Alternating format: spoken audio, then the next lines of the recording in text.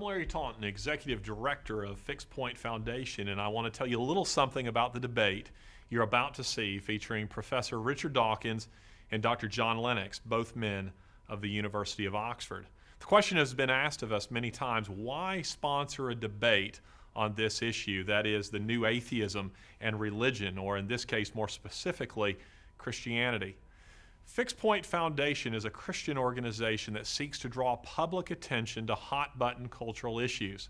And since September 11th of 2001, the new atheism and its charges against religion has been one of those issues. Interestingly, many Christians and atheists feel that their views are frequently mischaracterized in the larger cultural discussion. To address this, we wanted to find individuals who represented the beliefs of their respective camps. We think we have two of the very best in Richard Dawkins and John Lennox. We're grateful to both men for their cooperation. John and Richard were delightful to work with and enthusiastic about the project from beginning to end. We think you will find what follows informative, challenging, and thought-provoking.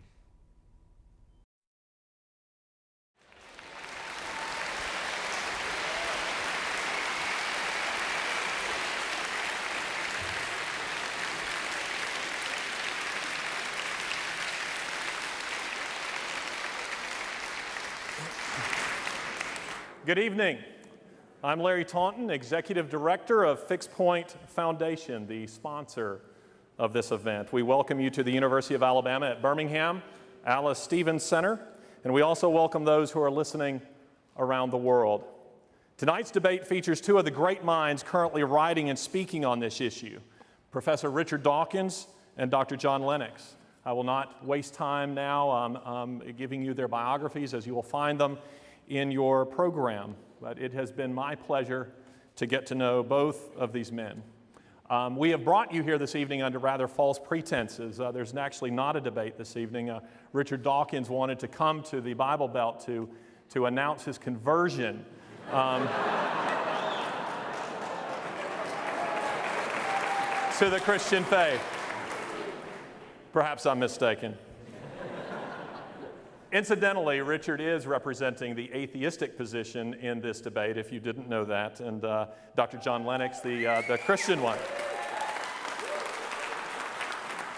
There's something that I would like to say about the debate itself. We have thought that much of the discussion on this issue hasn't been particularly helpful, as it's frequently framed as science versus religion. What we are seeking to do this evening is to narrow the discussion just a bit, and hence the name of this debate, the God Delusion debate. So this debate will feature and will focus on the book, The God Delusion, and Richard's assertions therein over and against the Christian faith. A word about Fixed Point Foundation. We are a Christian organization, and unashamedly so, but we also seek thoughtful civil discussion on meaningful issues, and questions regarding eternity we think are meaningful indeed. We ask that you extend every courtesy to these men, whether you agree with them or not. Undoubtedly, there will be much said this evening that you will take issue with. Nonetheless, we hope you will extend to them a Southern welcome. We're also pleased to have with us tonight, serving as our moderator, Judge Bill Pryor. Many of you will recall that he was the Attorney General for the state of Alabama and is now a federal judge. Bill, thank you very much. We ask also that you turn off your cell phones and join me in greeting these men and turning it over to Bill Pryor.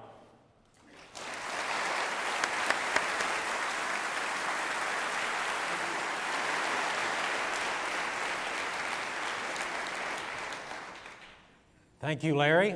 Good evening. Welcome to the debate. You all know the theme, and Larry has introduced it, the God Delusion versus Christianity. There will be a structure to our debate this evening. We will begin with opening autobiographical statements from each of our debaters, beginning with Professor Dawkins and then turning to Dr. Lennox. When I ask that each of them provide those statements, I will ask them to tell us something about themselves, each of them, and something about the book, The God Delusion. We will then turn to the 6 major theses of Professor Dawkins' book, The God Delusion. Now, obviously, it's a long book. We can't cover everything in it, but we have selected what we think are the six major themes. And to introduce each of those themes, I will read some excerpts from Professor Dawkins' book and then give him an opportunity to elaborate, and then Dr. Lennox an opportunity to respond. Each of those exchanges should be about 5 minutes per side. And then what is not reflected in your program is that each of our debaters will finish the program with final statements, with concluding remarks. We will start that with Dr. Lennox, and then we will turn to Professor Dawkins. So, Professor Dawkins, tonight you will have both the first and the last word, I suppose in the interest of Christian charity.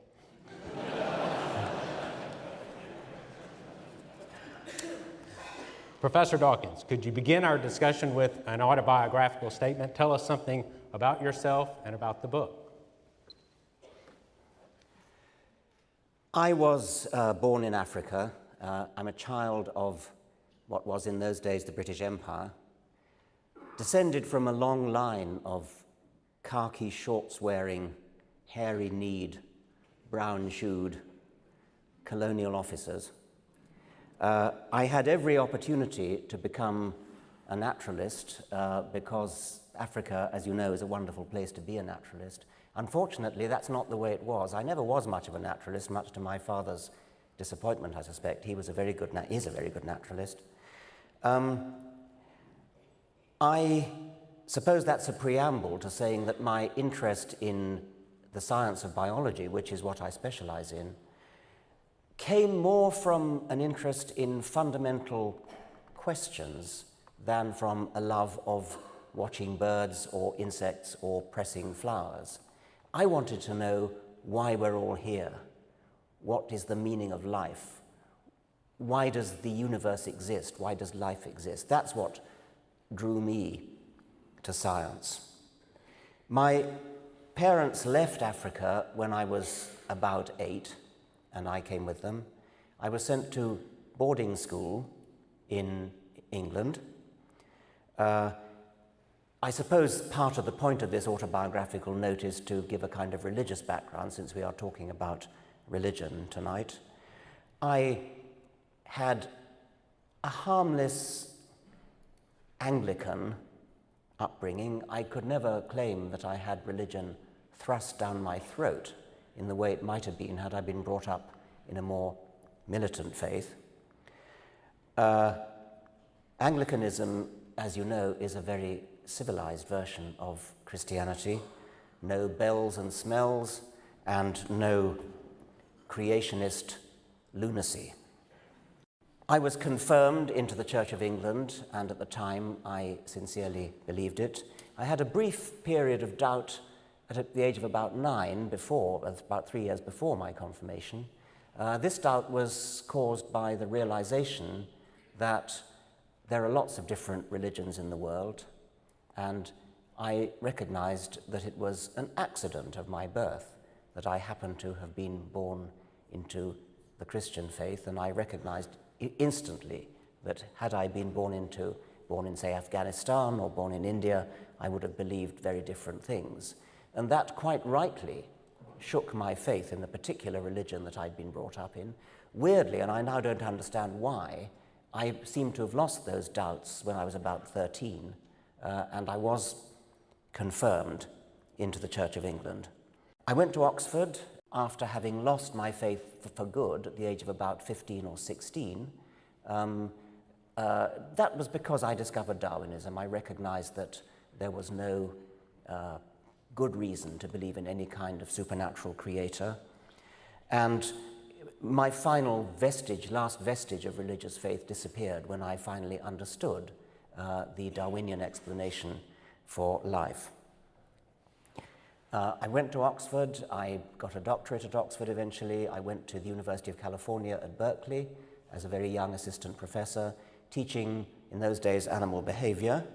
I then went back to Oxford after about 2 years at Berkeley and continued my career as a student of animal behavior.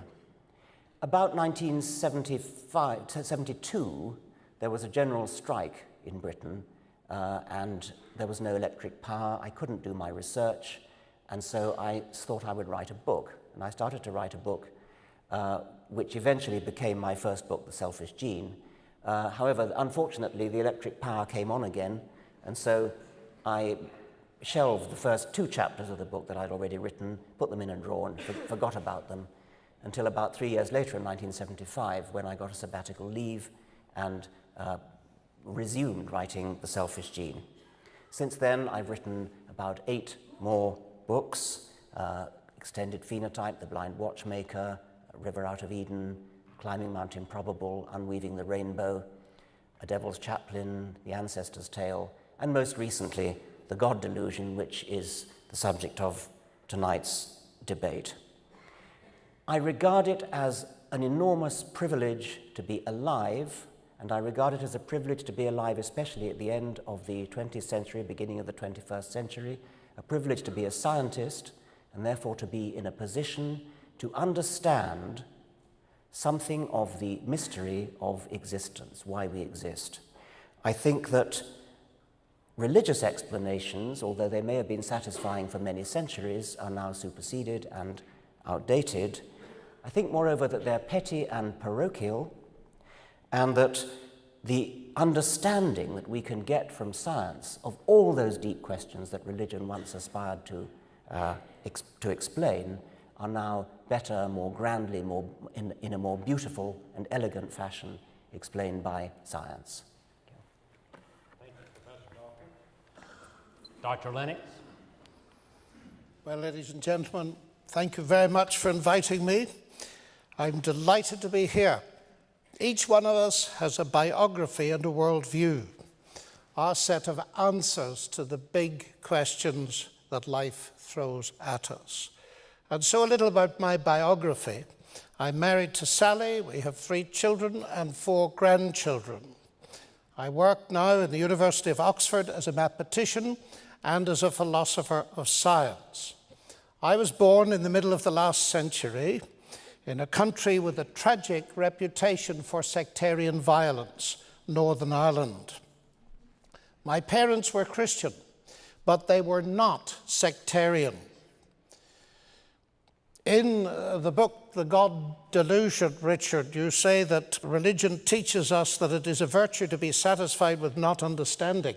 Well, whatever other religion this may apply to, it certainly did not apply to the Christianity my parents taught me from the Bible.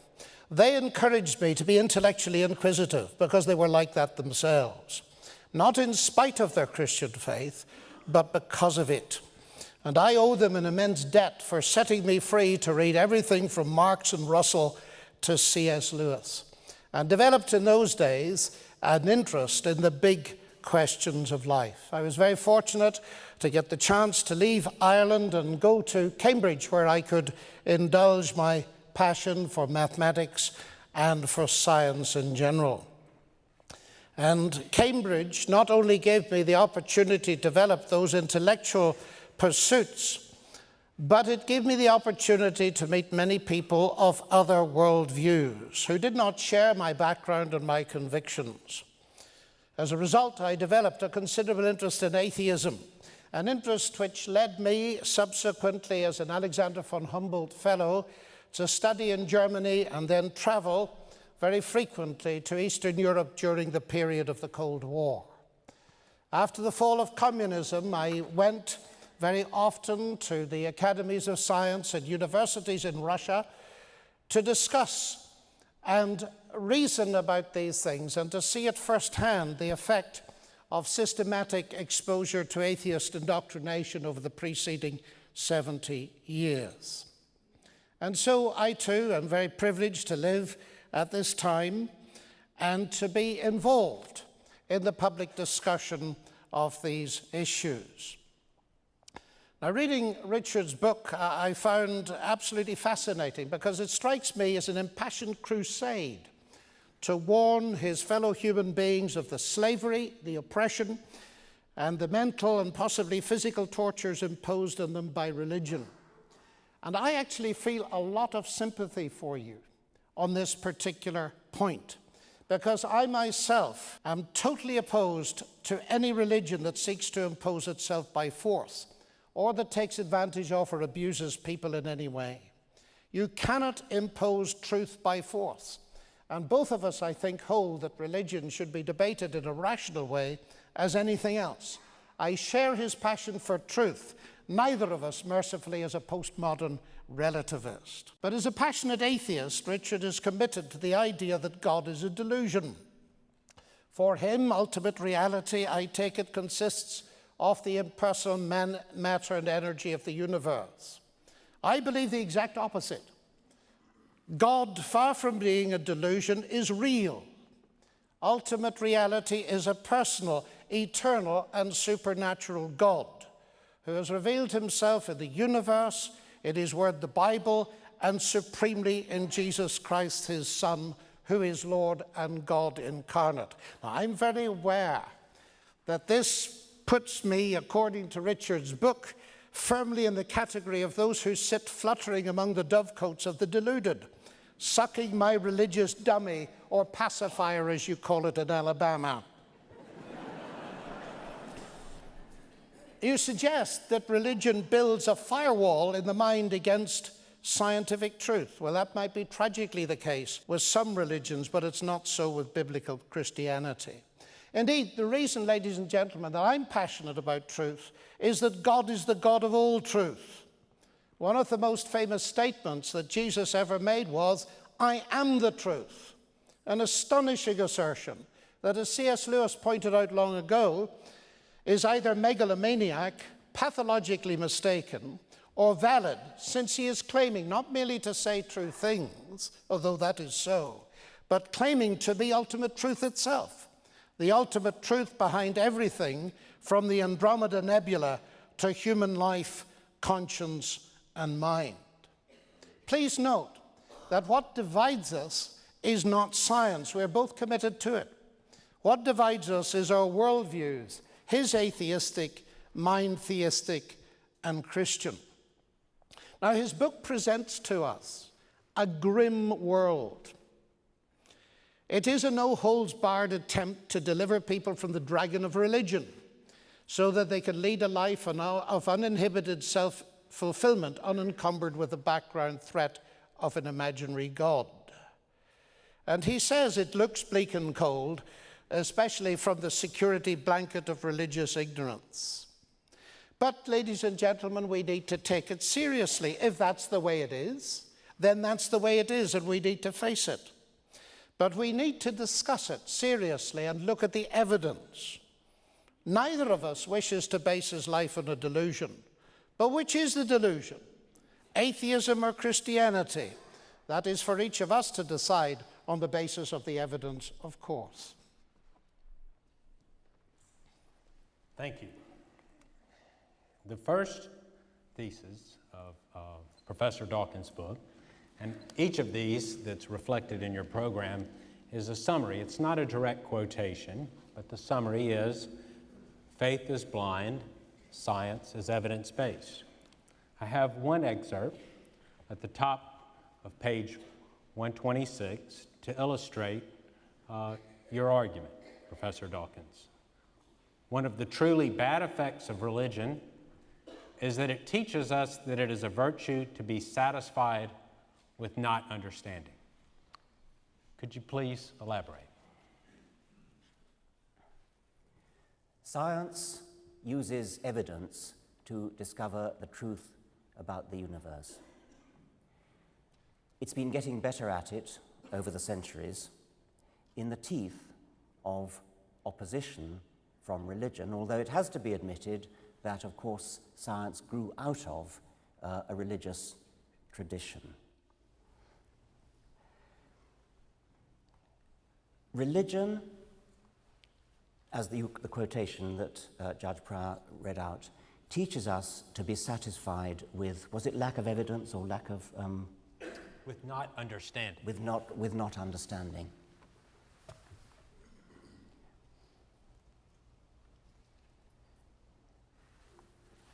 I think that when you consider the beauty of the world and you wonder how it came to be what it is, you are naturally overwhelmed with a feeling of awe, a feeling of admiration, and you almost feel a desire to worship something. I feel this. I recognize that other scientists such as Carl Sagan feel this. Einstein felt it. We, all of us, share a kind of religious reverence for the beauties of the universe, for the complexity of life, for the sheer magnitude of the cosmos, the sheer magnitude of geological time. And it's tempting to translate that feeling of awe and worship into a desire to worship some particular thing, a person, an agent. You want to attribute it to a maker, to a creator. What science has now achieved is an emancipation from that impulse to attribute these things to a creator. And it's a major emancipation because humans have an almost overwhelming desire to think that they've explained something by attributing it to a maker. We're so used to explaining things in our own world, like these television cameras, like the lights, like everything that we make, the clothes we wear, the chairs we sit on, everything we see around us is a manufactured object. And so it's so tempting to believe that that has been made, that living things, or that the stars or mountains or rivers have all been made by something. It was a supreme achievement of the human intellect to realize that there is a better explanation for these things, that these things can come about by purely natural causes. When science began, the aim to achieve it was there, but we didn't know enough. Nowadays, at the end of the 20th century, beginning of the 21st century, we still don't know everything, but we've achieved an enormous amount in the way of understanding. We now understand essentially how life came into being.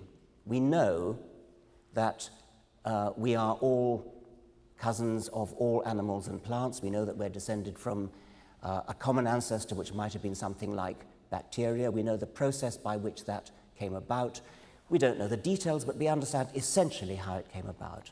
There are still gaps in our understanding. We don't understand how the cosmos came into existence in the first place, but we're working on that. The scientific enterprise is an active seeking out of gaps in our knowledge, seeking out of ignorance, so that we can work to plug that ignorance. But religion teaches us to be satisfied with not really understanding. Every one of these difficult questions that comes up, science says, right, let's roll up our sleeves and work on it. Religion says, oh, God did it. We don't need to work on it. God did it. It's as simple as that.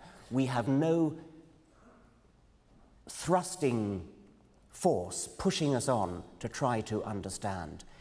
Religion stultifies the impulse to understand because religion provides a facile, easy, apparent explanation, although as we'll see later in the evening, it isn't really an explanation, and it prevents the further work on the problem. Thank you. Dr. Lennox? There are two issues here. Faith is blind, science is evidence-based. I do not agree with the first one, but I very much agree with the second one. Some faith is blind. And blind faith can be very dangerous, especially if it's coupled with a blind obedience to an evil authority. And that, ladies and gentlemen, I would like to emphasize, is true whether the blind faith is that of religious or secular people. But not all faith is blind faith, because faith itself carries with it the ideas of belief, trust, commitment, and is therefore only as robust as the evidence for it. Faith in the flying spaghetti monster, much beloved of Richard Dawkins, a delightful idea, is blind because there's no evidence for the flying spaghetti monster. But faith in relativity theory is not blind because there is evidence supporting it. I can't speak authoritatively for other religions, but faith in the Christian sense is not blind. And indeed, I do not know a serious Christian who thinks it is. Indeed, as I read it, blind faith in idols and figments of the human imagination, in other words, delusional gods, is roundly condemned in the Bible. My faith in God and Christ as the Son of God is no delusion. It is rational and evidence-based. Part of the evidence is objective. Some of it comes from science, some comes from history, and some is subjective, coming from experience. Now, of course, we do not speak of proof. You only get proof in the strict sense in my own field of mathematics. But in every other field, including science, we can't speak of proof. We can speak of evidence, of pointers, of being convinced beyond reasonable doubt. I think it's important in this context to emphasize that science is limited, because there seems to me a creeping danger of equating science with rationality. But what is beyond science is not necessarily irrational. Science cannot tell us, for instance, whether a poem, a work of literature, or a work of art or music is good or beautiful. Science can tell us that if you put strychnine into your grandmother's tea, it will kill her. But science cannot tell you whether it's morally right to do so. And the Nobel Prize winner, Sir Peter Medawar, who's quite a hero, I think, for both of us, has pointed out that you can easily see the limits of science because it cannot answer the elementary questions of a child. Who am I? What is the purpose of my existence? Where am I going? Now, Richard has just contrasted science and religion, religion being content with not understanding, whereas science is unraveling the understanding of the universe. And I understand and feel the force of that objection very strongly, because sometimes Christians, I admit, have been guilty of a lazy God of the gaps kind of solution. I can't understand it, therefore God did it. And of course, God disappears as the gaps close. But I'd like to point out that there are two kinds of gap, ladies and gentlemen. There are gaps that science closes, and I call those the bad gaps. But there are also gaps that science opens, and we may come to some of those later. But as for the idea itself, Richard referred to the very important fact that science, modern science as we know it, exploded in the 16th and 17th centuries, and it arose out of a theistic background. And many philosophers of science have studied this and come to the conclusion that's now called Whitehead's thesis, that human beings became scientific because they expected law in nature, and they expected law in nature because they believed in a lawgiver. I think that is profoundly important, because it means, far from religion hindering science, it was the driving force behind the rise of science in the first place. And when Isaac Newton, for example, discovered his law of gravity and wrote down the equations of motion, he didn't say, marvelous, I now understand it, I've got a mechanism, therefore I don't need God. In fact, it was the exact opposite. It was because he understood the complexity and sophistication of the mathematical description of the universe that his praise for God was increased. And I would like to suggest, Richard, that somewhere down in this you're making a category mistake, because you're confusing mechanism with agency.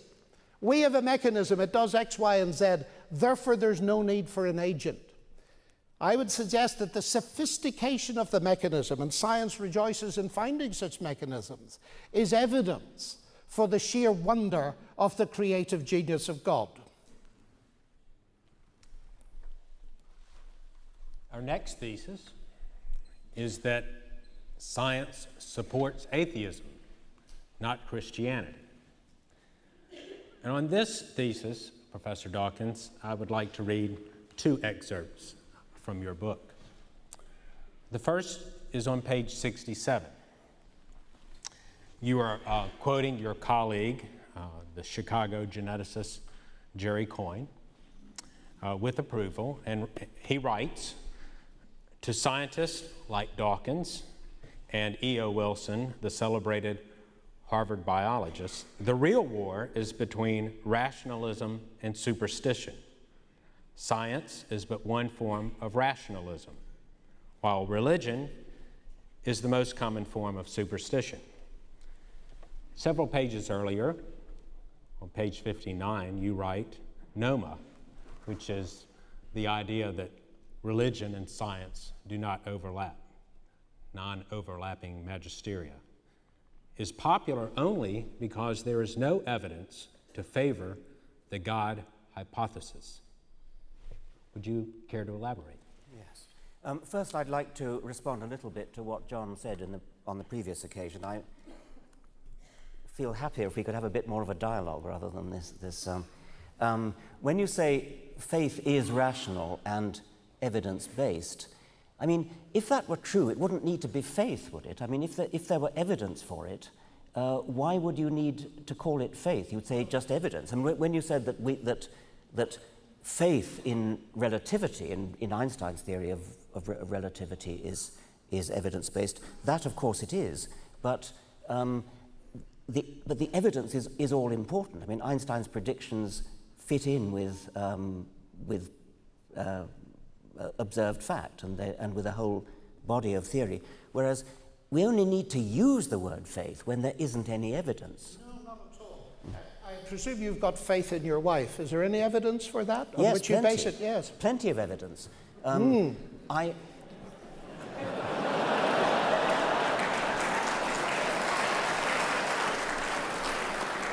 Let's generalize it. Never mind about my wife. Let's generalize. It's the same with mine, Richard. It's the same with mine. Let's say that in general, how do we know that somebody loves us? Okay? Yes. You can use a word faith for that if you like, but it's not the right use of the word. Because, Oh, it is. Because you know why, you know your wife loves you because of all sorts of little signs, little catches in the voice, little looks in the eye. That's the evidence that it is. Yes, That's that's evidence. right. That's perfectly good evidence. That's not faith. Yes, it is. Well, okay, then we're coming down to pure semantics. I think you've been influenced too much by Kant, you see. Not explicitly, I have to say. Let's go on. Which of these statements are we now on? We're on the second. Looking for an opening. It didn't seem to have much connection with the quotes from the God Delusion that you It read. actually works well with the first. Okay, it does. You read a quote from Jerry Coyne about the real war being between supernaturalism and naturalism. The context of that quote was the turf wars, in a sense, in American education between creationism and evolution. And within that context, I have been accused of letting the side down because, as you know, there's a problem with American education that some nutcases are trying to introduce creationism into American schools, which is obviously very bad for science, and my scientific colleagues are deeply worried by this and are trying to fight it, and all power to them. They complain that I am not helping matters, that I'm in a sense rocking the boat by saying quite openly that it is my understanding of evolution that has led me to atheism. And they point out again quite rightly that if I were called up to in a court of law testifying in favor of evolution and against the teaching of creationism, and the lawyer said, Mr. Dawkins, is it true that evolution has led you to atheism? I should have to say yes, whereupon he would turn to the jury and say, my case rests. It doesn't do the cause of science any good to unite evolution with atheism. That was the context of Jerry Coyne's remark. Coyne was saying, okay, if you're concerned only with the narrow political battle of saving American science in the schools, then you should button your lip and stop talking about atheism. If, on the other hand, you think, as Coyne does, that the real war is between supernaturalism and naturalism, then you would say, well, the battle over evolution and creationism is only a skirmish. The real war is over something rather more profound. That was the context of that. Noma was the second quotation that you read. That's non-overlapping magisteria. The late Stephen Gould argued that there was no real battle between science and religion because they were about non-overlapping magisteria, different things, ships that pass in the night, no contact between them. They're about totally different things. I don't think that for a moment. I think that religion really is, in a sense, about science. I think that religious claims about the universe are scientific claims. I suspect that John may agree with me about this. Claims about the universe are scientific claims. A universe with a God would be a very different kind of universe from a universe without a God. Scientific methods are the appropriate methods, or at least the scientific way of thinking is an appropriate way of thinking for deciding whether we live in this kind of universe with a God or that kind of universe without a God. It becomes even more glaring where you talk about miracles, which, I mean, however much sophisticated theologians may profess their non-belief in miracles, the plain fact is that the ordinary person in the pew, the ordinary unsophisticated churchgoer, believes deeply in miracles, and it's largely miracles that persuade that person into the church in the first place. If there are miracles, they are to be judged as by scientific means. If there was a virgin birth, if somebody was raised from the dead, these are strictly scientific claims. They may be difficult to verify, but as I've said in the book, The God Delusion, if you could imagine hypothetically that DNA evidence could be discovered showing that Jesus never had a father, that Jesus was born of a virgin, then can you imagine any theologian saying, oh, no, not relevant, separate magisteria, science has no bearing on this case? Of course they wouldn't. Science has every bearing on this case. That's what I have to say about Noma, and I think I probably run out of my 5 minutes. Thank you, Professor Dawkins. Well, I agree with you very much on the Noma issue, Richard, that science and religion, keeping them separate. Actually, if you read the small print on Noma, it rather disconcerts you because it says that science deals with reality and religion with everything else. And of course, I'm not very happy with that. I certainly agree with you that the modes of logical analysis that science has introduced to you are the right ones to deal with many of the central claims of Christianity. I would widen it a bit. It's historical science, of course. We're dealing with events in the past. But Christianity is falsifiable in that technical sense. I would very much support that.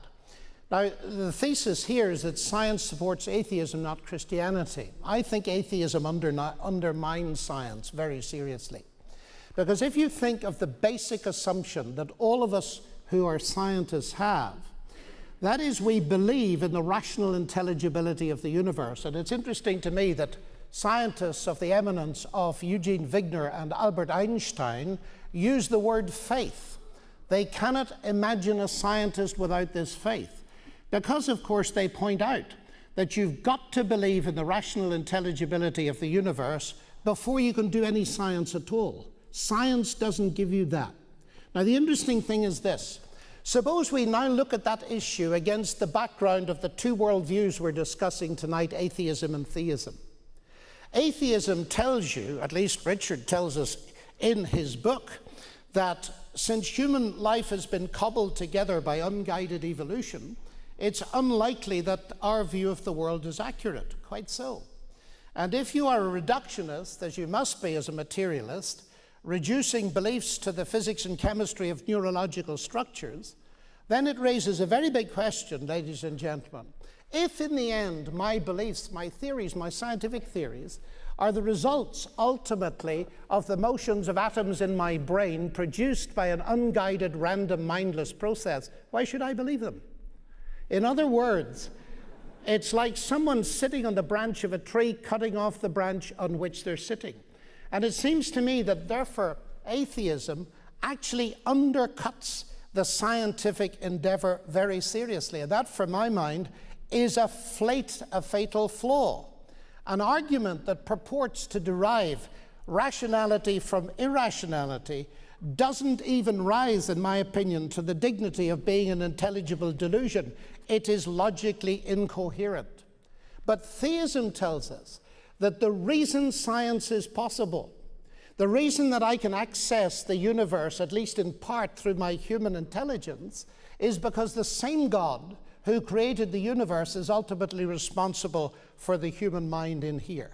So that's the base level. But when we come up a level now and look at science itself, we have the fine-tuning of the universe, the fact that the basic constants of nature have got to be very accurate in order to have a universe just like this one. Now, I know that some people prefer, that's the word that Sir Martin Rees uses, an explanation in terms of a multiverse, which actually doesn't, in my opinion, solve the logical problems. But I'm very interested in the verdict of Arno Penzias, who won the Nobel Prize for discovering the microwave background. And he says astronomy leads us to a unique event, a universe which was created out of nothing, one with a very delicate balance needed to provide exactly the right conditions required to permit life, and one which has an underlying, one might say, supernatural plan. So that physics itself, looking at the constants and the very, very specified numbers they had to have, comes to that kind of conclusion. And incidentally, the Bible gets very easily dismissed, I'm afraid, also in the God Delusion. Penzias added, the best data we have concerning the Big Bang are exactly what I would have predicted had I nothing to go on but the 5 books of Moses, the Psalms, and the Bible as a whole. It's interesting, ladies and gentlemen, isn't it, that we only got the idea that the universe had a beginning, evidence for it in the 1960s. It was very exciting. I remember it well.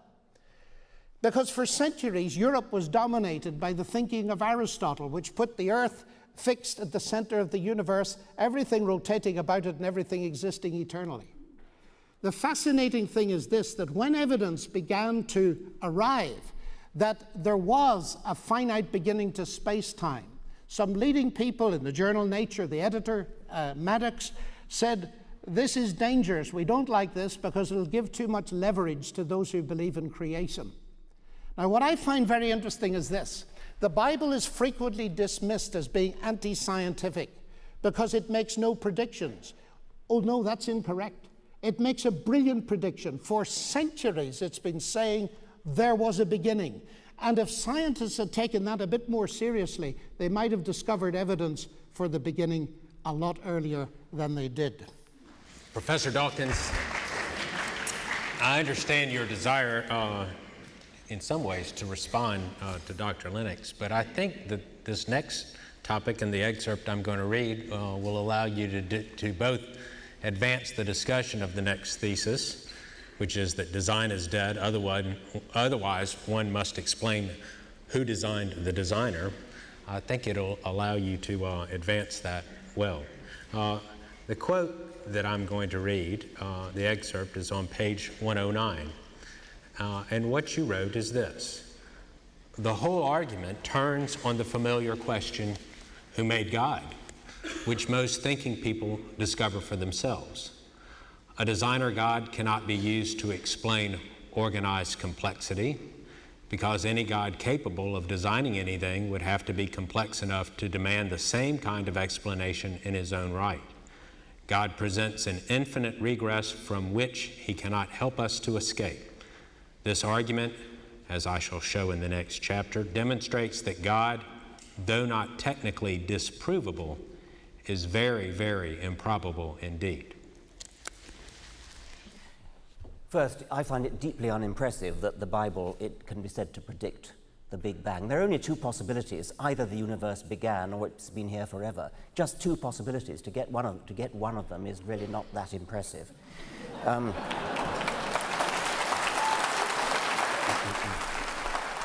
Now, sorry? At least it got it right. Toss a penny, you've got a chance of getting it right 50% of the time. Design is dead, otherwise one must explain who designed the designer. Well, we skate over a lot when we say design is dead. I think probably John and I would agree that life is explained. Darwin explains life, and no serious scientist doubts that. So we go back to the previous, a rather more difficult stage in the understanding of where we come from, which is the origin of the universe itself. And that really is genuinely difficult. We don't know. We understand essentially biology, we don't understand cosmology. In a sense, we could say cosmology is waiting for its Darwin. John mentioned in the answer to the previous question the idea of the physical constants being finely tuned. And it's quite true that many scientists, many physicists maintain that the physical constants, the half dozen or so numbers that physicists have to simply assume in order to derive the rest of their understanding, just have to be assumed. You can't provide a rationale for why those numbers are there. And physicists have calculated that if any of these numbers was a little bit different, the universe as we know it wouldn't exist. We wouldn't be here. The universe would perhaps have fizzled out in the first yoctosecond, and so we wouldn't be here, or other things would have gone wrong. It's tempting, once again, to import the easy, facile idea of a designer and to say that the designer twiddled the knobs of the universe at the Big Bang and got them exactly right, got the gravitational constant right, got the strong force right, the weak force right, and so on. But it seems to me to be manifestly obvious that that is a futile kind of explanation, because, as the quotation says, who designed the designer? You have explained precisely nothing, because instead of just saying, oh, well, the knobs were tuned to the right values anyway, you say, oh, there was a God who knew how to tune the knobs to the right values. And if you're going to postulate that, then you've, in a sense, sold the pass. Some physicists solve that problem by not invoking God, of course, but by invoking the anthropic principle, saying, well, here we are, we exist, we have to be in the kind of universe in which is capable of giving rise to us. That in itself, I think, is unsatisfying, and as John Lennox rightly says, some physicists solve that by the multiverse idea, the idea that our universe is just one of many universes. There's a sort of foaming bubble, a bubbling foam of universes, and the bubble in which we are is only one of billions of universes. And each of these universes has different fundamental constants. Most of them have fundamental constants which are unsuited to give rise to the sort of permanence and the sort of chemistry, the sort of conditions that gives biological evolution, Darwinian evolution, the chance to get going. A tiny minority of those universes has what it takes to give rise to Darwinian evolution, ultimately chemistry and then evolution, and that tiny minority has to include the universe in which we sit, because here we are. The anthropic principle, the principle that we have to be in a universe capable of giving rise to us, plus the principle of the multiverse, provides at least an interim, satisfying explanation in a way that a creator couldn't possibly be a satisfying explanation for the reason that I've given. Then, having got ourselves into a universe which is capable of generating stars, capable of generating chemistry, and ultimately capable of generating the origin of life, then biological evolution takes over, and now we're on a clear run. Now we understand what happened. Once biological evolution gets going, then it's easy to understand most of what's difficult. Most of the difficulty of understanding the universe lies in the vast complexity of life. That's what really, truly impresses people. That's why people who believe in God mostly do believe in God, because they look around the living world and they see how impressive it is. So that level of impressiveness is completely destroyed by Darwin, and Darwin, of course, doesn't explain the origin of the universe. For that, I invoke the anthropic principle and the multiverse. Less satisfying, admittedly, but science makes progress. The one thing you can be absolutely sure is that a creative designer cannot be a satisfying explanation.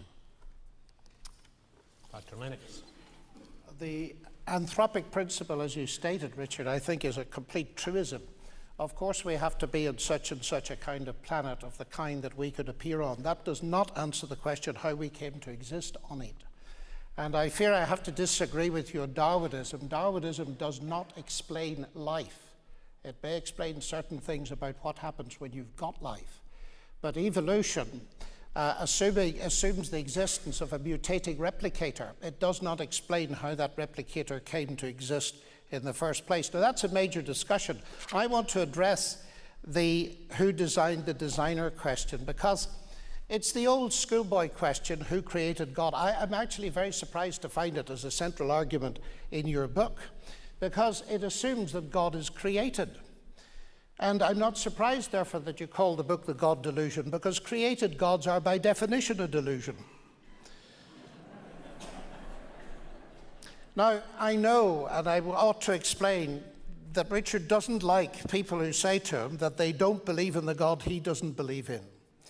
But I think that this is possibly touching a sore spot, because you leave yourself wide open to the charge. After all, you are arguing that God is a delusion. And in order to weigh your argument, I said that it is you who's arguing that God is a delusion. Oh, sorry. All right. And in order to weigh that argument, I need to know what you mean by God. And if you say, if there is a God, you have to ask who created God, that means that you're reduced to thinking about created gods. Well, none of us believe in created gods, Jews, Muslims, or Christians. And I think that argument then is entirely beside the point, and perhaps you ought to put it on your shelf marked celestial teapots where it belongs. The God who created the universe, ladies and gentlemen, was not created. He is eternal. This is the fundamental distinction between God and the universe. It came to exist, he did not. And this is precisely the point the Christian apostle John makes at the beginning of his gospel. In the beginning was the Word. The Word already was. All things came to be by him. God is uncreated. The universe was created by him. Now, I don't know whether Richard has difficulty with the concept of the uncreated. I don't know, and I'd love to know whether he believes as a materialist that matter and energy and the laws of nature were always there, because if they were, he does believe in something eternal. So perhaps the difficulty lies in believing in an eternal person. But I want to probe deeper into this, because he suggested that introducing God would mean an end of science. God is no explanation, since by definition God is more complex than the thing you are explaining. Now, this he states as the central argument of his book. I would not have expected an argument like this from a scientist, because explanations in science themselves are usually in terms of increasing complexity. An apple falling is a simple event. The explanation in terms of Newton's law of gravitation is already stretching the minds of many people, but its explanation in terms of a warp in space-time is stretching the minds of the cleverest. Simplicity isn't the only criterion of truth. Let me give you an example. Suppose you're an archaeologist, and I'm exploring a cave with you, and you're a Chinese expert, and on this cave you see two scratches.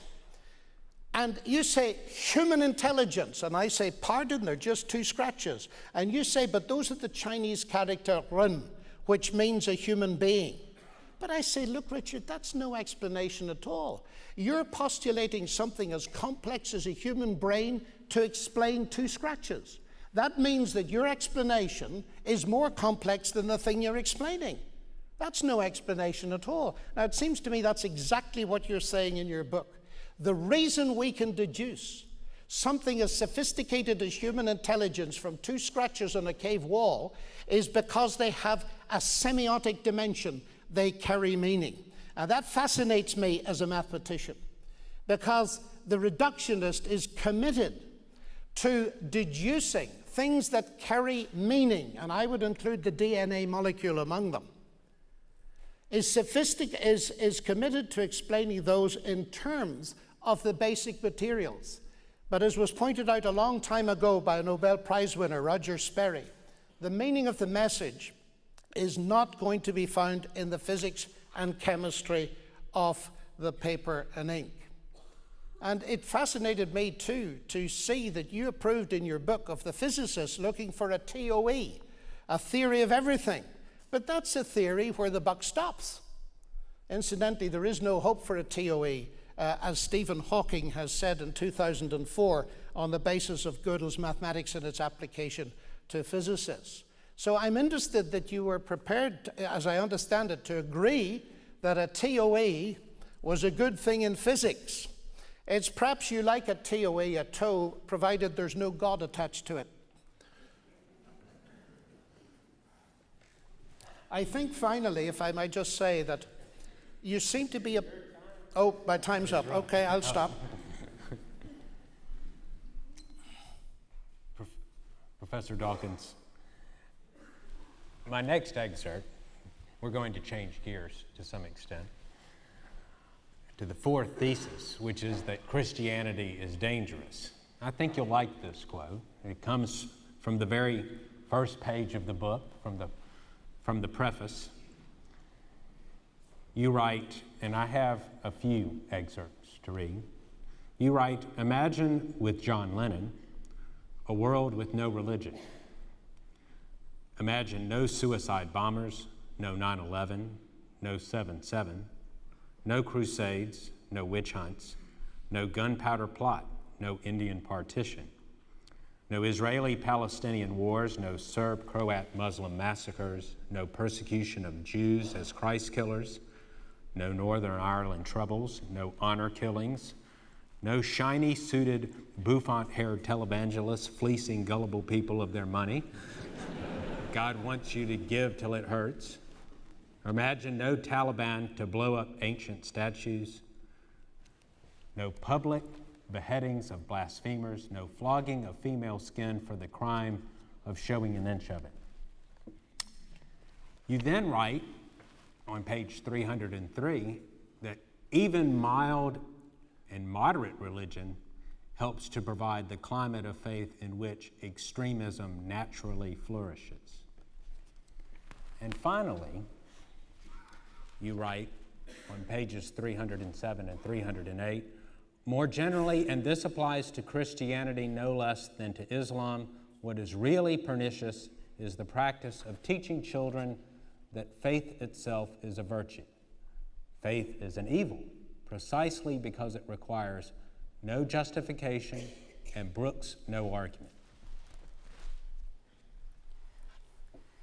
This is supposed to be a debate, and I feel intensely frustrated. I'm going to reply to what John Lennox said about the Christian thing. Who created God? I mean, the word created was smuggled in by somebody else. I didn't, or maybe I did say who created God. That's not the point. The point is not whether God is a created thing or not. The point is this issue of simplicity, which you rightly went on to talk about. In order to understand the existence of complexity, we can't just postulate complexity. We have to go back to simplicity. Now, John used the illustration of an archaeologist, wasn't it, who found some scratches on a cave. And it was supposed to be a powerful argument that said, well, these scratches are very simple, but the person who did the scratching was complex. That's nothing to do with the argument I'm putting. The argument I'm putting is that if we're trying to explain complexity, we need some kind of an ultimate explanation for the existence of a complex object, an improbable object. Certainly, the scratches on the cave are simple, and certainly the human that made those scratches is complex. If you went to another planet and you found some scratches which indicated the existence of life, we would both postulate the existence of a complex living being. But we would both need an explanation for where that complex living being came from.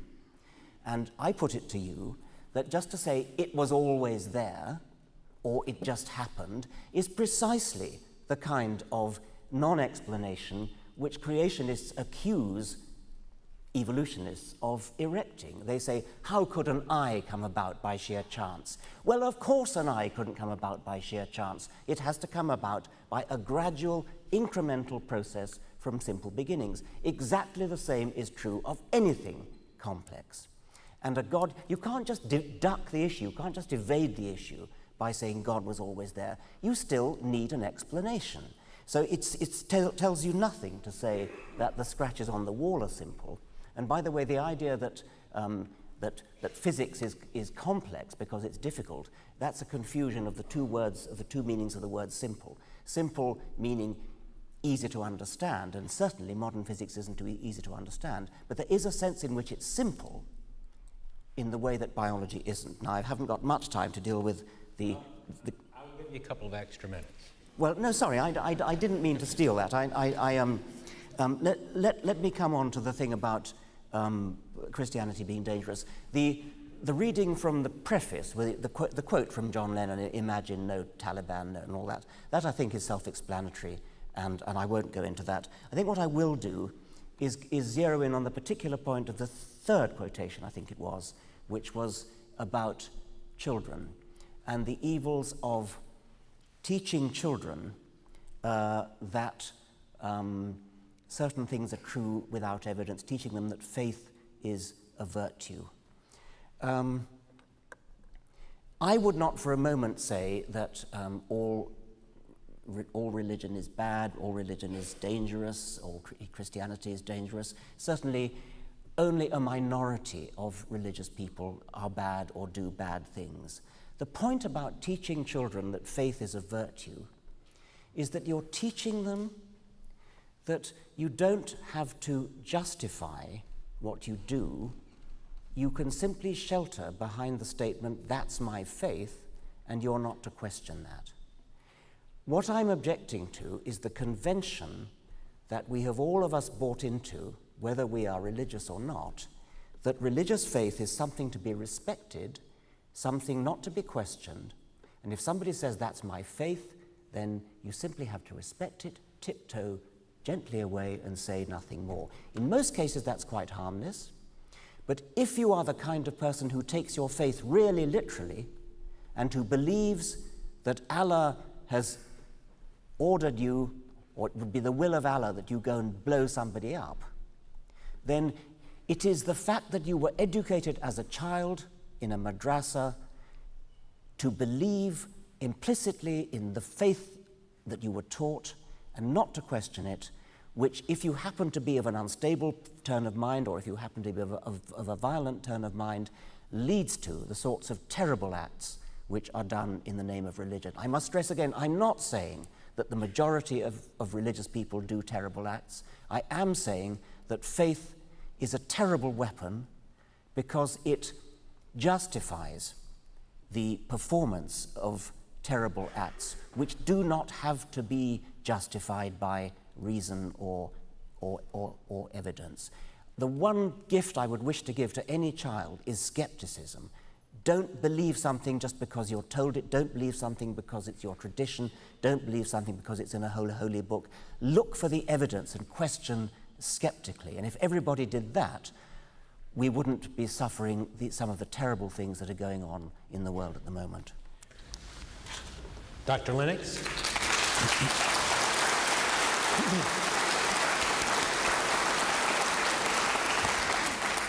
I'd dearly love to come back on the first one, Richard. I think there's a slight obsession with the simple to complex. If you're building a factory, say for manufacturing computers, they'll dig a hole in the ground first. That's very simple, and it gets more complex as it goes up. But everything comes from the mind of the planners. And what I'm talking about is inference to the best explanation. And the inference, when we look at the semiotics, say, of DNA and the fact that it carries a biological message, so to speak, to an intelligent designer, seems to me to be much more sensible than the inference to mindless processes that we do not know can do any such thing. But that's a big debate, and we've both written about it, and you'll have to be referred to the literature, because I want to come to this topic about Christianity being dangerous, and I want to agree very largely with a lot of what you say, the danger of fanatical religion that fans the flames of violence. And quite frankly, I'm ashamed as a Christian of the reputation, particularly in the Middle Ages, the Crusades and so on, that they're associated with Christianity. But I'd like to point out that the perpetrators of that kind of atrocity were not following Christ, but they were actually disobeying his explicit command, because he prohibited, very famously, as you know, his followers from using physical weapons. My kingdom is not of this world, he told them. He told Pilate. And it's very interesting, to my mind, that Christ was actually put on trial for being a fanatical terrorist. That's very easy to forget, and he was publicly exonerated from the charge by the Roman procurator. Truth cannot be imposed by violence, particularly the truth that Christ had come into the world to bring a message of God's love and forgiveness. So I would agree with you, and the danger of training children to be fanatics by not allowing them to question is a very serious one. And I'm so glad that I had parents who encouraged me to think, and part and parcel of the Christian faith was that thinking. Now, you ask us to imagine with John Lennon a world without religion. Well, I'd like you to imagine with John Lennox a world without atheism, with no Stalin, with no Mao, with no Pol Pot, to name the heads of the 3 officially atheistic states.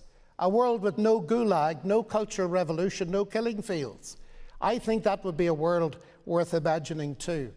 And I must say, I am very disturbed in your book by what seems to me to be an attempt to airbrush out the atrocities of the communist world.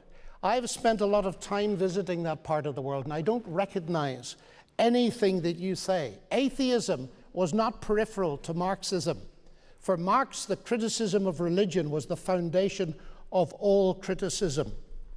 And so it concerns me that a scientist who's very interested in historical science in the sense of evolutionary biology unraveling history is content with a very superficial analysis of the period of the Cold War.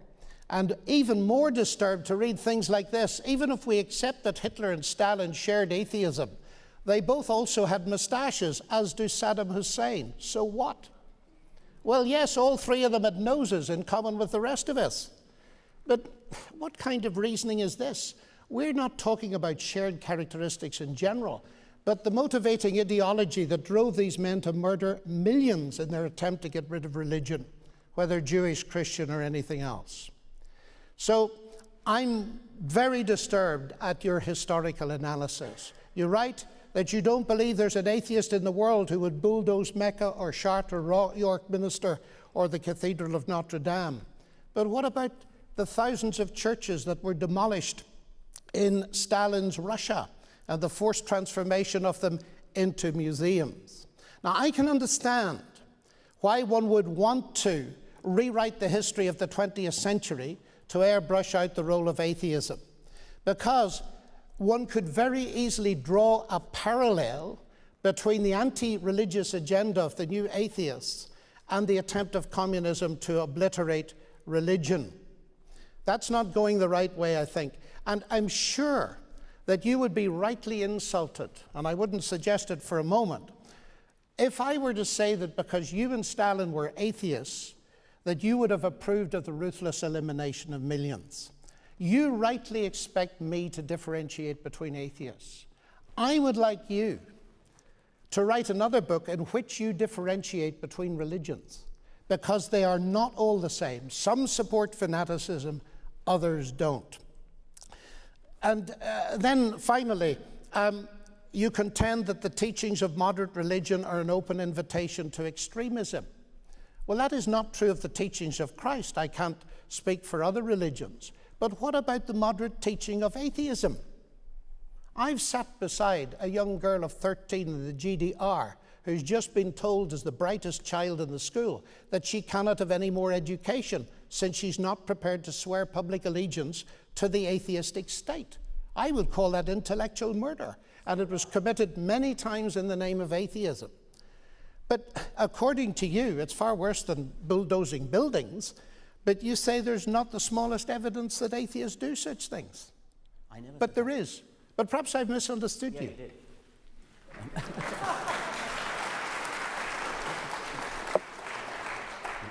take a moment?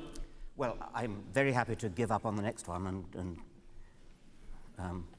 Which would you prefer? I'm very happy. I'd like right, let's Richard go. to choose what he wants to do because I've made some strong statements. in the God Delusion, I very deliberately made very little of all the individual evils of religion. I mention them occasionally, but I didn't go on about the Crusades, the conquistadors, anything like that. I am not trying to say that that religious people do bad things. I agree fully that Stalin and Hitler and Pol Pot and Mao did terribly bad things. It may even be that atheism was an integral part of the Marxism which led them to do terrible bad things, if indeed it was their Marxism that led them to do bad things.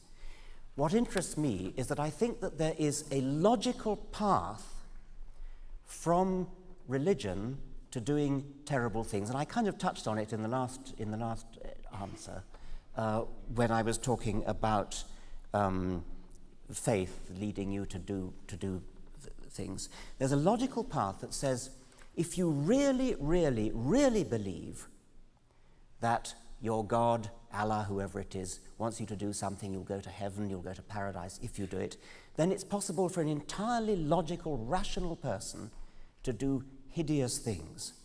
I cannot conceive of a logical path that would lead one to say, because I am an atheist, therefore it is rational for me to kill or murder or be cruel or do some horrible thing. I can easily see that there are plenty of individuals who happen to be atheists, maybe even individuals who have some other philosophy which incidentally happen to be associated with atheism. But there is no logical path. Those young men who bombed in the London subway and the buses, those 19 men who flew planes into various targets in the United States in September of 2001, they were not psychopaths. They were not downtrodden, ignorant people. They were well-educated, rational people who passionately believed they were right. They thought they were righteous, they thought they were good. Their religion, by the lights of their religion, they were good. The same thing could be said of the hideous things done by the Taliban, the oppression of women. These people believe deeply in what they're doing, and it follows logically, once you grant them the premise of their faith, then the terrible things that they do follow logically. The terrible things that Stalin did not follow from his atheism. They followed from something horrible within him.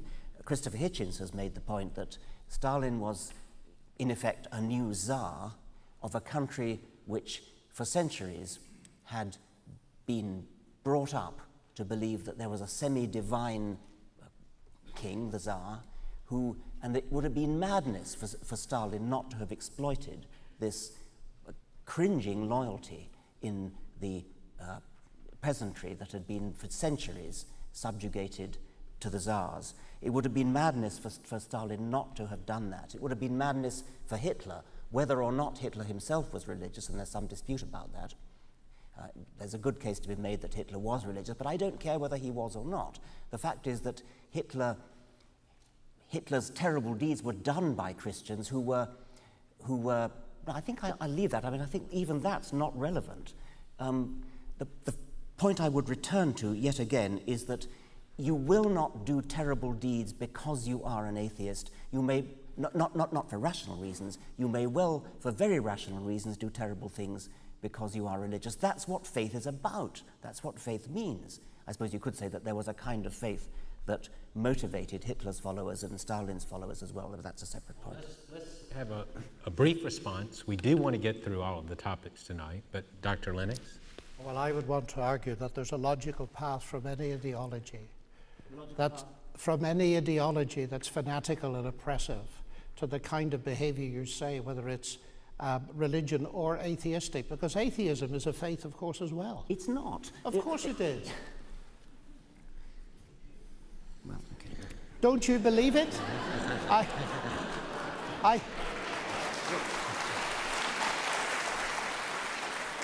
You're an atheist I with think- respect to you're an atheist with respect to Thor and Wotan and Yes, that's Zeus. right. I don't believe them, but you believe atheism. No, It is your faith. I'm in exactly the same position with respect to your Yahweh, your Jehovah, whatever you call him. I'm in exactly the same position with respect to him as you are with respect to Zeus. And I cannot imagine not believing in Zeus leading one to do terrible deeds. It's exactly the same with not believing in God. I'm going to wrap.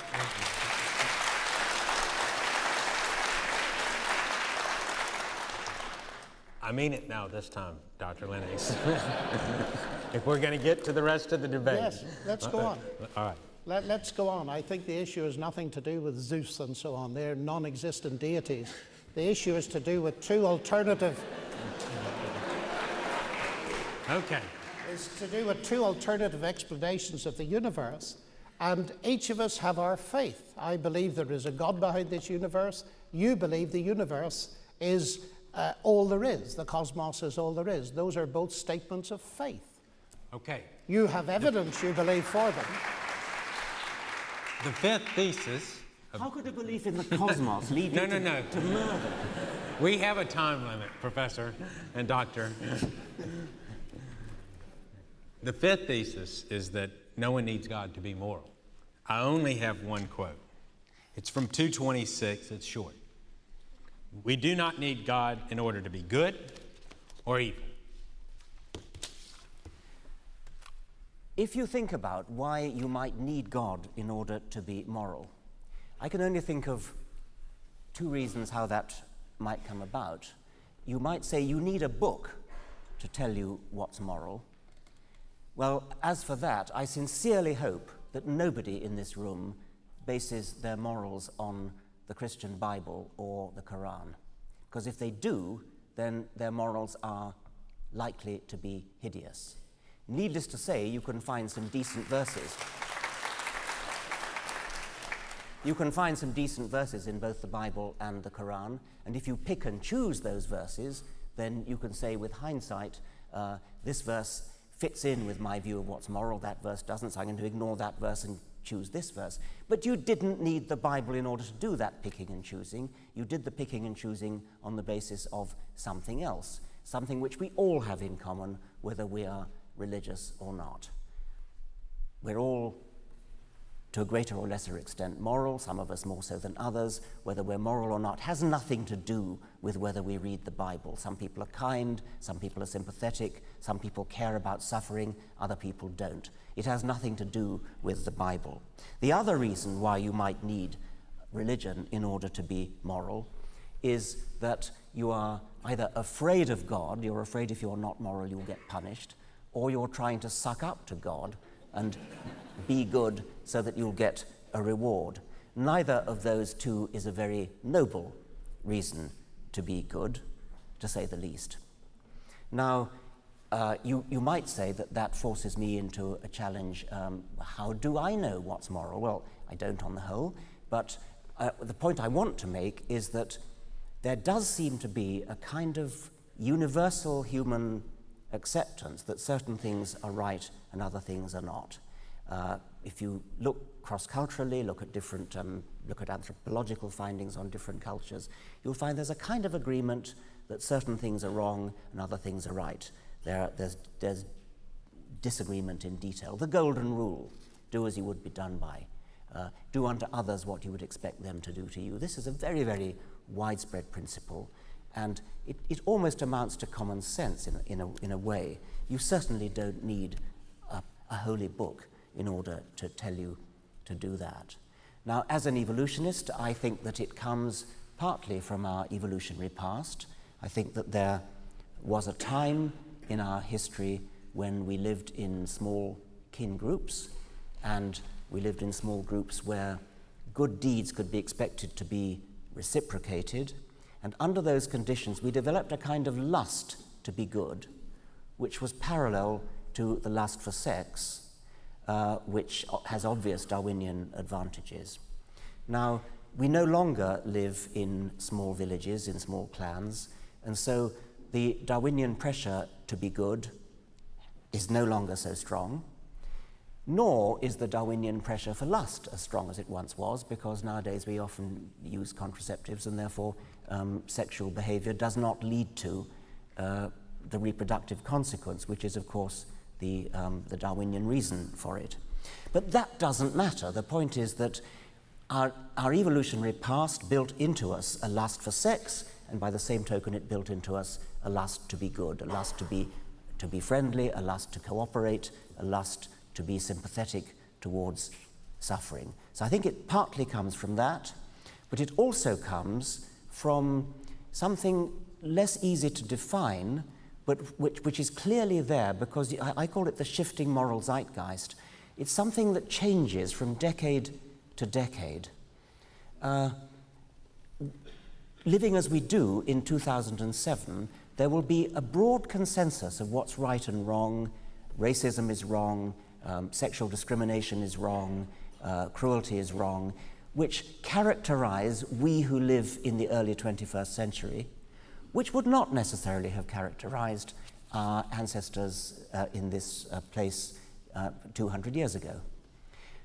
The consensus has moved on, and I find this a very interesting, fascinating fact, which suggests that there really is a kind of something in the air about what is regarded as moral. And it clearly has nothing to do with religion, because it doesn't come from Scripture. Scripture doesn't change over the decades in the way that our attitudes to slavery, our attitudes to women, etc., do. There really does seem to be a powerful shifting zeitgeist effect, which doesn't tell you anything in itself, but which indicates that there is something in the air, some other force, something which we can understand with sufficient sociological, psychological sophistication. Whatever else it is, it's not religion. Dr. Lennox. The question is, do we need God to be moral? If we formulate it as, can an atheist be good? Of course. Because, as I see it, the very fact that human beings all around the world show a common core of morality is evidence for the truth of the biblical claim that we are moral beings made in the image of God.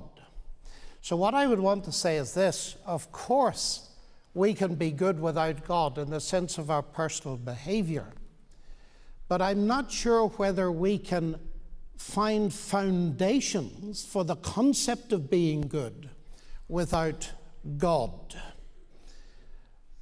You admit that you cannot get ethics from science. In your book, A Devil's Chaplain, science has no methods for deciding what is ethical. And I find it very interesting, reading one of your other books, River Out of Eden, to find what I understand is your analysis of what the universe is like at bottom. In a universe of blind physical forces and genetic replication, some people are going to get hurt, other people are going to get lucky, and you won't find any rhyme or reason in it, nor any justice.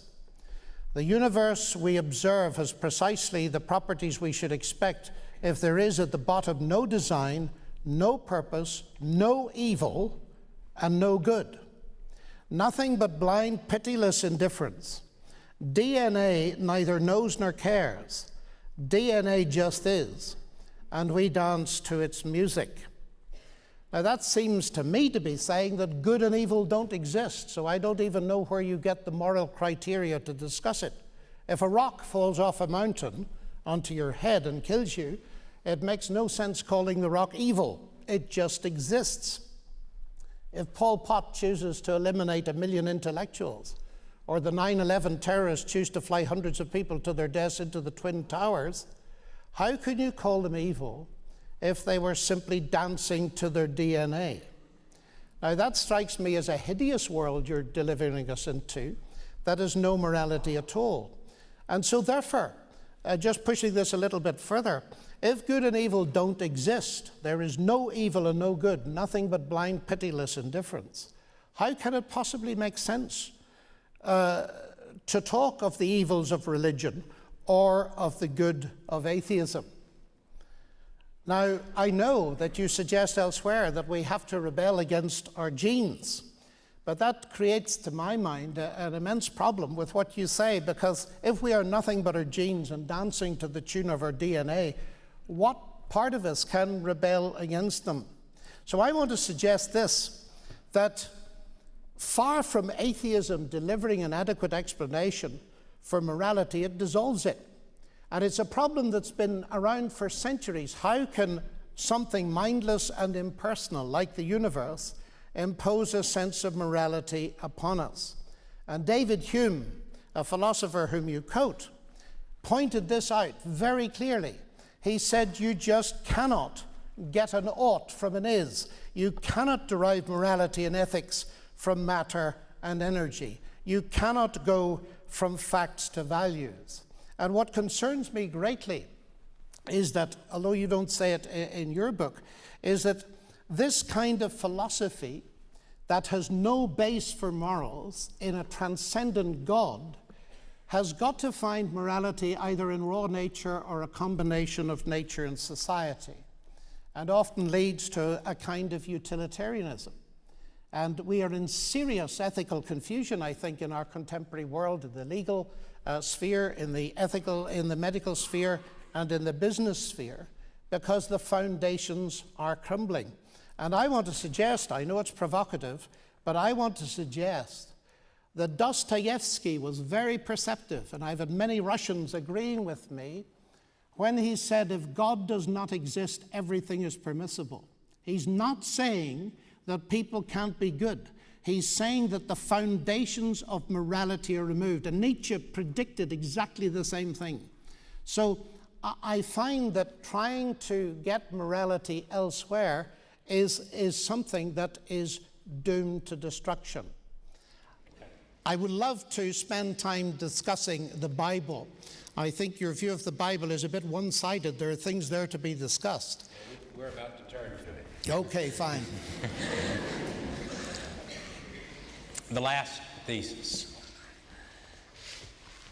Christian claims about the person of Jesus are not true. His alleged miracles violate the laws of nature. I'm going to read two excerpts, Professor Dawkins. The first comes from page 92 of your book. The historical evidence that Jesus claimed any sort of divine status is minimal. The next comes from page 257. Jesus was a devotee of the same in-group morality coupled with out-group hostility that was taken for granted in the Old Testament. Jesus was a loyal Jew. It was Paul who invented the idea of taking the Jewish God to the Gentiles. Hartung puts it more bluntly than I dare. Jesus would have turned over in his grave if he had known that Paul would be taking his plan to the pigs. Once again, I can't let pass that rhetoric of mine about blind physical forces and indifference and nature neither care, DNA neither cares nor knows. Maybe you're right that portrays a hideous world. Well, maybe the world is a hideous world. It doesn't make it not true. No.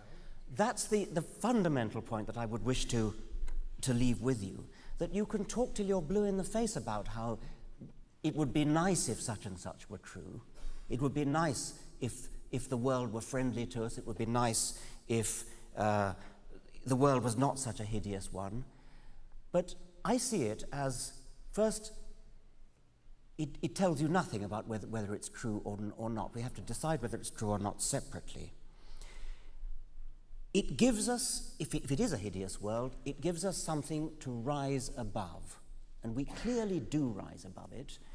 You raised the question, how do we rebel? And you seem to think there was some kind of contradiction. There is no contradiction with rising above Darwinian dictates. We do it every time we use a contraceptive. It's easy. Every time you use a contraceptive, you are defying the Darwinian imperative to reproduce. You're enjoying sex, using the Darwinian, the pleasure that was built into you, into your brains by Darwinism, because normally sex leads to reproduction. You're cutting off that link, and you're using sex for pure enjoyment without reproduction. That's defying, that's rebelling against the selfish genes. And we can do a grand job of rebelling against the hideous, blind physical forces that put us here. We understand what put us here. We understand that we are here as a result of a truly hideous process, never mind about the effects on humanity.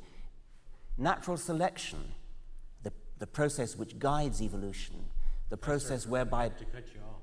Sorry? I'm going to have to cut you off. Okay. Natural selection is an ugly process that has beautiful consequences. We humans can rise above it. That's only 2.5 minutes. Okay. Well, our time has been used a lot by I the free exchange. I appreciate it. I appreciate it. If you would like to take 30 seconds to wrap up, please Well, do. what about the final wrap-up that we're going to do? We will do that, and that's our best opportunity if it's still left. Dr. Lennox. Which question do you want me to refer Well, to? it's your choice, I guess.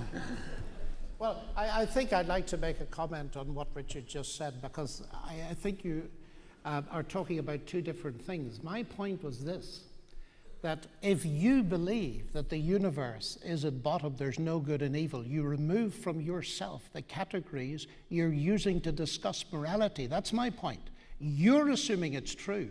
I'm arguing on the basis of its truth that you're removing those categories, and therefore you leave yourself powerless to comment. Right. You make a good point that I've removed any absolute standard of morality. The empirical fact, however, is that we all very largely share what we regard as morality. And that's a very interesting goes fact. much further than that. If that's what you meant, you should have written. Well, I kind of there's did. no good or evil is a very strong absolutist statement, I would have thought.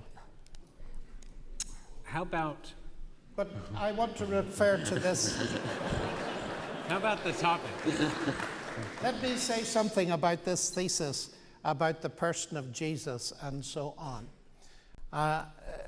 Again, I have concerns about the God delusion in its treatment of the authority and reliability of Scripture.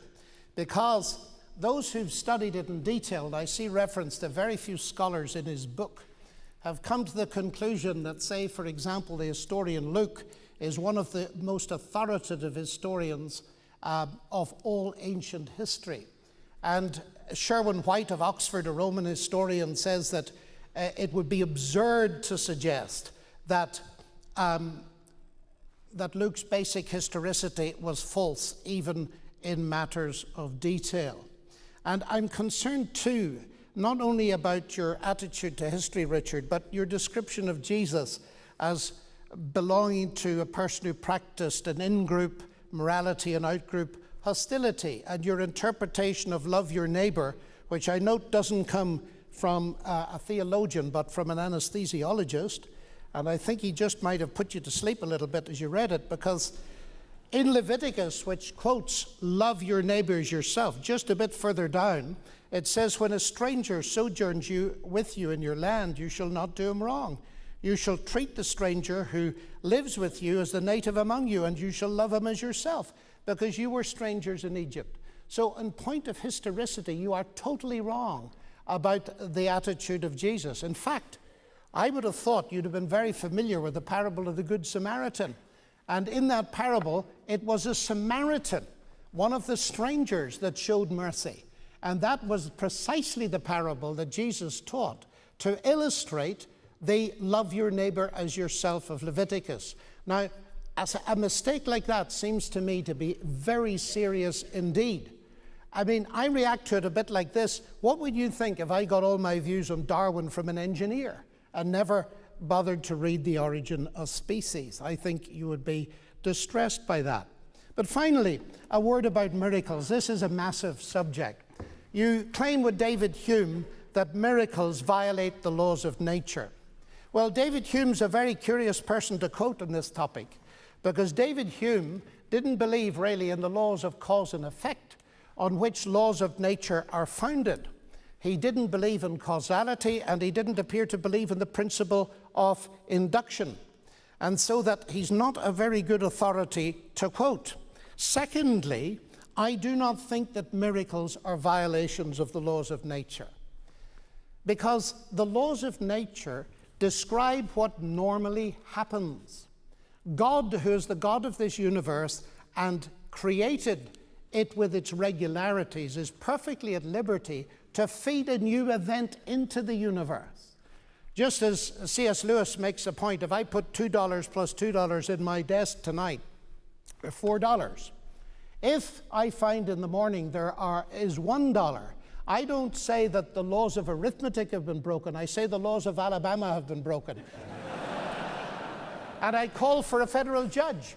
Well, the federal judge is going to ask that you continue your remarks with the understanding that you really are needing to conclude them within the next couple of minutes to give Professor Dawkins the last word. There is a broadcast audience. That is part of the reason for our time limits. Were those meant to be my concluding remarks?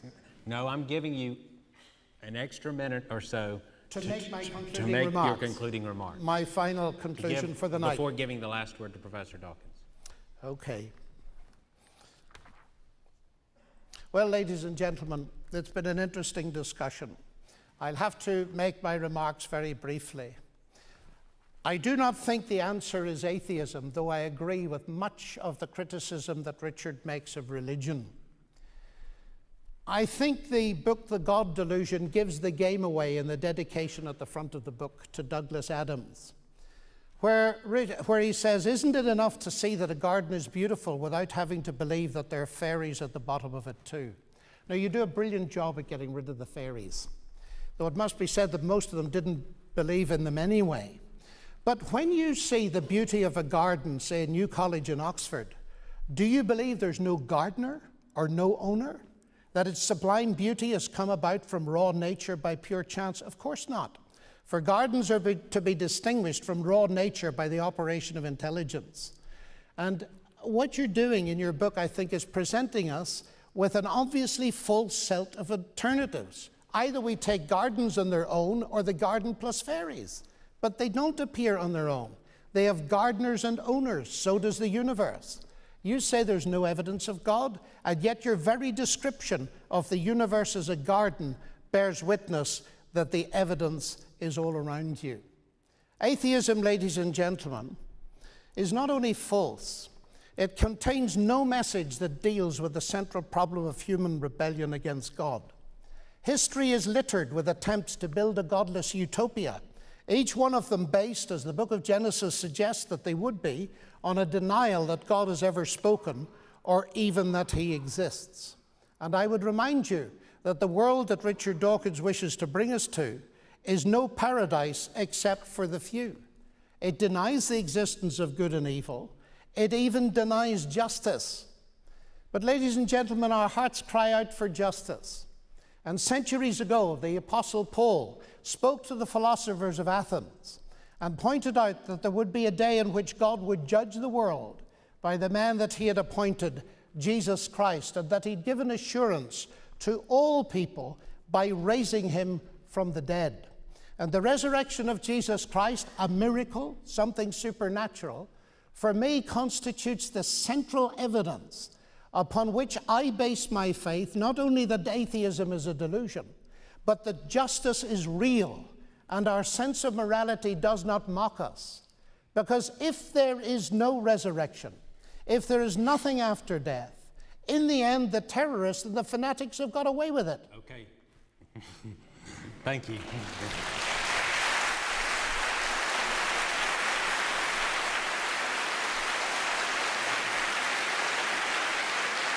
Please. Professor Dawkins. Yes, well, that concluding bit rather gives the game away, doesn't it? All that stuff about science and physics and the complications of physics and things, what it really comes down to is the resurrection of Jesus. I mean, there's a fundamental incompatibility between the sort of sophisticated scientist, which we hear part of the time from John Lennox, and it's impressive, and we are interested in the argument about multiverses and things, and then having produced some sort of a case for a kind of deistic God, perhaps, some God, the great physicist who adjusted the laws and constants of the universe. And that's all very grand and wonderful. And then suddenly we come down to the resurrection of Jesus. It's so petty, it's so trivial, it's so local, it's so earthbound, it's so unworthy of the universe. When we go into a garden, and we see how beautiful it is, and we see colored flowers, and we see the butterflies and the bees.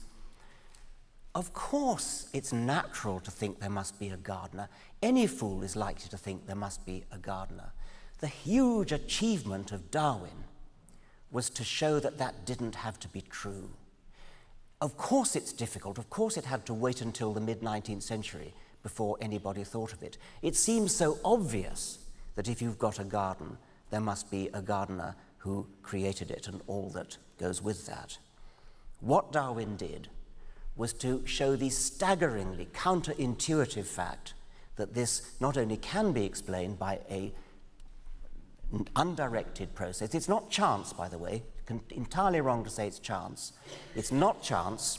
Natural selection is the very opposite of chance, and that's the essence of it. That was what Darwin discovered.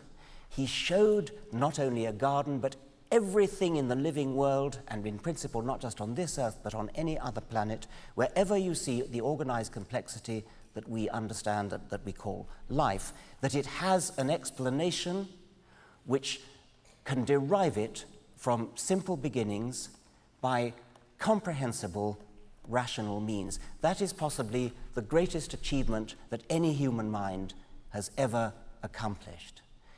Not only did he show that it could be done, I believe that we can argue that that the alternative is so unparsimonious and so counter to the laws of common sense that, reluctant as we might be, because it might be unpleasant for us to admit it, although we can't disprove that there's a God, it is very, very unlikely indeed.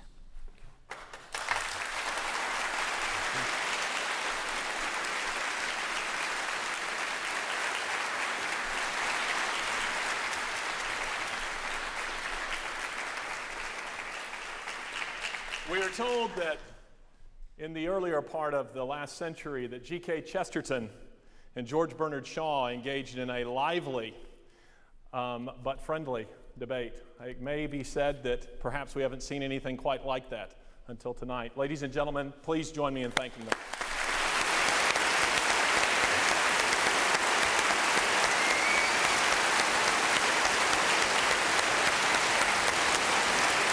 Thank you, Richard. Thank you, Bill. Thank you, John. Thank you. Thank you, Richard. Thank you very much. Thank you very much.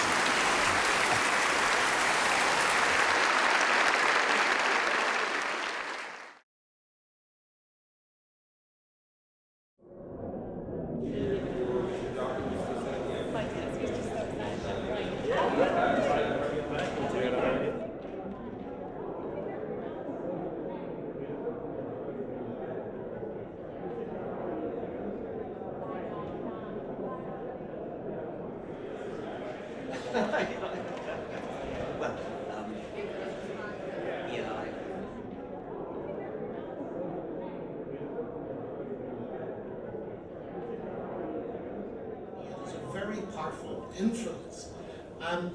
We get nowhere by simply ascribing our beliefs to background, because I could say exactly the same thing of atheism. The point. We need to go out and do a book signing.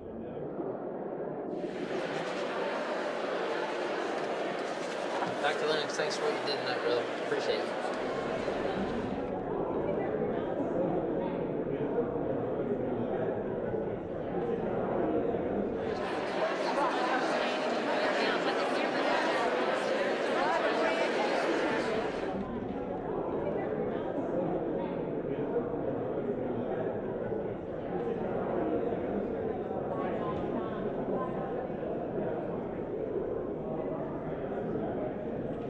They actually really running over time rather substantially.